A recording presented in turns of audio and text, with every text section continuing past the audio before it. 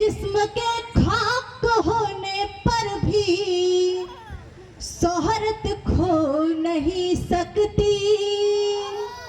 जिस्म के खाक होने पर भी शोहरत खो नहीं सकती। भले दौलत की ताकत से खरीदो सारी दुनिया को, भले दौलत की ताकत से खरीदो सारी दुनिया को, शहादत की मगर कोई भी कीमत हो नहीं सकती। शहादत की मगर कोई भी कीमत हो नहीं सकती। आदरणीय मुख्य अतिथि महोदय जी, प्रधानाचार्य जी, उप प्रधानाचार्य जी, मेरे देवता तुल्य गुरुजन बिन, यहाँ पे आए हुए सभी अभिभावक गण व हमारा पूरा परिवार, सर्वप्रथम मैं संविधान निर्माताओं और माँ भारती के चरणों में सत सत नमन करती हूँ और कोटि कोटि प्रणाम करती हूँ उन अमर वीर सपूतों को जिन्होंने माँ भारती की आन बान और शान के लिए अपने प्राणों को बलिदान कर दिया। साथ ही आप सभी को हमारे 75वें गणतंत्र दिवस की हार्दिक शुभकामनाएं। मान्यवर, जैसा कि हमें विदित है कि 26 जनवरी 1950 को भारतीय संविधान लागू हुआ था, परंतु भारतीय संविधान तो 26 नवंबर 1930 को ही बनकर तैयार हो गया था। आखिर क्या ऐसा कारण था कि 26 जनवरी को ही भारतीय संविधान लागू किया गया? सुनना चाहते हैं? हाँ या ना? तो सुनिए, 26 जनवरी सन 1930 को रावी नदी के किनारे हमारे प्रथम प्रधानमंत्री पंडित जवाहरलाल नेहरू जी के नेतृत्व में अंग्रेजों से भारत के लिए पूर्ण स्वराज की मांग की गई थी। यही कारण है कि हमारे संविधान निर्माताओं ने 26 जनवरी को ही यह शुभ दिन सोचा था। यह दिन है उन सभी वीर सपूतों को नमन करने का, उन सभी संविधान निर्माताओं को कृतज्ञता पूर्वक भावांजलि देने का। इस पर मैं कुछ पंक्तियां कहना चाहूंगी कि सांसों का हर सुमन है वतन के लिए, जिंदगी एक हवन है वतन के लिए। कि सांसों का हर सुमन है वतन के लिए, जिंदगी एक हवन है वतन के लिए। कह गई फांसियों में फंसी गर्दने, अरे कह गई फांसियों में फंसी गर्दने। हमारा भी नमन है वतन के लिए, हमारा भी नमन है वतन के लिए। भारत के संविधान में सबको समान शिक्षा, समान अवसर प्रदान किए गए हैं, जिसमें बाबा साहेब अम्बेडकर, डॉक्टर राजेंद्र प्रसाद, डॉक्टर हरि सिंह गौर जैसे अनेक विद्वानों के अथक प्रयास के कारण हमें यह जन कल्याणकारी संविधान प्राप्त हुआ है। हमें इसका हरदम सम्मान करना चाहिए। इसी पर मैं कुछ पंक्तियां और कहना चाहूंगी कि यही आगाज है मेरा, यही अंजाम होना चाहिए। यही आगाज है मेरा, यही अंजाम होना चाहिए। वतन पर मिटने वालों का यही अरमान होना चाहिए।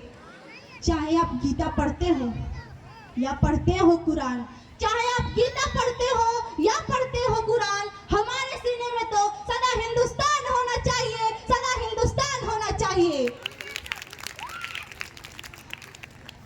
प्राय यह देखा जाता है कि हर कोई अपने अधिकार को, मतलब अपने अधिकार के लिए वकालत तो करता है, परंतु जब बात कर्तव्य पालन की आती है तो मानव उन्हें साफ सूझ जाता है। ऐसी मानसिकता देश के लिए बहुत घातक है। ऐसी मानसिकता, मैं सच बता रही हूँ, ऐसी मानसिकता देश के लिए बहुत घातक है। ऐसे में हमें सावधान रहना होगा। मित्रों, एक बात और कहना चाहूंगी कि गणतंत्र दिवस के समय, जी हाँ, गणतंत्र दिवस के समय केवल 52 सेकेंड सावधान रहने मात्र से ही हमारी देशभक्ति सिद्ध नहीं होगी, अपितु हमें हरदम सावधान रहना होगा। हमें सावधान रहना होगा धार्मिक कट्टरता फैलाते हुक्मरानों से, राजनीतिक बेईमानों से। हमें सावधान रहना होगा विदेशी फंडिंग से, पोषक आतंकवाद से। हमें सावधान रहना होगा नस्लवाद और नक्सलवाद से, हिंसा फैलाती अफवाहों से, नफरत की निगाहों से, मजहबी गुनाहों से हमें सतर्क रहना होगा। जातिवाद फैलाते मक्कारों से, जिस थाली में खाते उसी थाली में छेद करते गद्दारों से, तब कहीं जाकर हमारा गणतंत्र अथवा लोकतंत्र महफूज और मजबूत होगा। मैं आपको बताना चाहूंगी कि आजादी के बाद हमारे देश ने हर क्षेत्र में, जी हाँ, हर क्षेत्र में उपलब्धियां हासिल की हैं, जिसका एक उदाहरण है हमारा सफल चंद्रयान मिशन। आज हमारे पास प्राइवेट जेट हैं, हमारी विदेशी निर्भरता घटी है। आज हमारे पास स्वदेशी मिसाइलें हैं, आज हमारे पास स्वदेशी युद्ध टैंक हैं।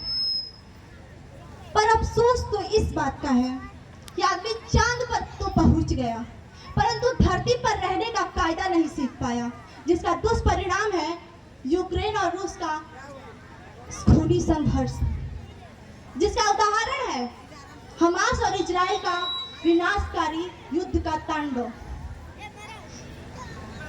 मैं यह दावा तो नहीं करती कि हमारा देश विश्व का सबसे श्रेष्ठ देश है, परंतु यह विश्वास जरूर रखती हूँ कि यदि भारत का हर नागरिक, ये हाँ, यदि अपने भारत का हर नागरिक पूरी ईमानदारी, पूरी आत्मविश्वास, पूरी निष्ठा के साथ अपने कार्य में जुटा रहेगा तो भारत को विश्व महाशक्ति बनते देर नहीं लगेगी। इस पर मैं कुछ पंक्तियां और कहना चाहूंगी कि नफरत बुरी है न पालो इसे, कि नफरत बुरी है न पालो इसे, दिलों में खलिश है हटा लो इसे। न तेरा न मेरा न इसका न उसका, न तेरा न मेरा न इसका न उसका, यह हम सबका वतन है, संभालो इसे, संभालो इसे।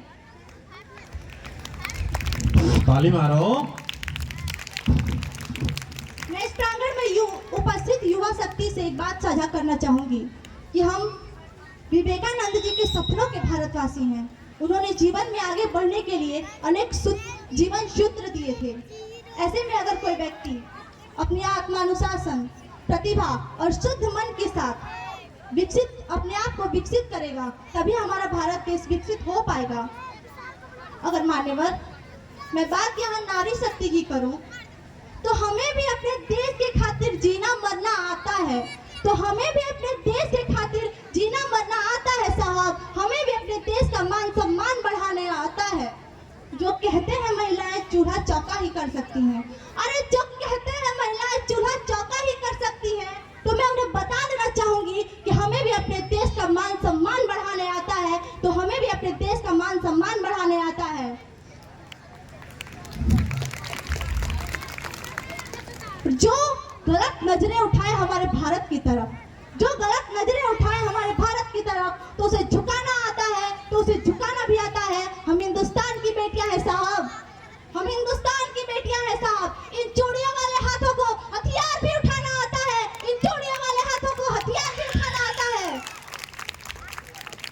मान्यवर, मैं यहाँ पर महिलाओं को प्रेरित करने के लिए कुछ पंक्तियां कहना चाहूंगी कि ना रोक सकेगा तुझको कोई अगर तू हिम्मत कर लेगी, कि ना रोक सकेगा तुझको कोई अगर तू हिम्मत कर लेगी।